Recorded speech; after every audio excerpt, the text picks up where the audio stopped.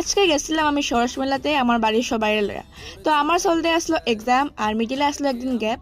তো আমি ভাবলাম চলো জায়গা সরস মেলাতে। তো এটা লগা বাঙ্গই আমি কোনোদিনও খাইছি না, তারপরে আজকে আমি ট্রাই করছি, আমার তো খুব ভালো লাগছে। তারপরে ভুট্টা খাইছি, খাইয়া শুরু করছি হাঁটন।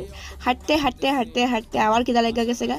খিদা লেগা যাওয়ার লেগে আমরা খাইছিলাম এখানে কাবাব। কাবাবটি খুব টেস্টি আসছিল বই দেবে। তারপরে আমি একটু স্টাইল টেন মারা দিয়েছি, তারপরে গেছি গা মেন কাজ, এটা আমার ফেভারিট, জায়গা ছাড়া আমি বাঁচতাম না, মোমো। আমি গেছি গা মোমো খাইতাম। এবার মোমো টোমো খাইয়া ভাবছিলাম পকোড়া খাইতাম, কিন্তু এরপরে ইচ্ছা করছে না দেখে পকোড়া খাইছে না। তারপরে আমি একটা সুন্দর গোলাপ ফুলটা খুঁজে বার করছিলাম বিকেল দিয়া। ওইটা তুললা উল্লা আমরা আবার হাঁটা শুরু করছি। হাঁটতে হাঁটতে হাঁটতে হাঁটতে ওই গেছিলো পরিশ্রম। এটার লাগে আবার খাইলাম চা। তো চাটা খাইয়া আমার পছন্দ হয়ে গেছিলো চার। আর এটি এত সুন্দর আছিল যে আমি একটা লই লিছি। তো আমার মামি এটা আমার গিফট করছে, আর আমি তো খুব খুশি হয়ে গেছিলাম এটা দেখা।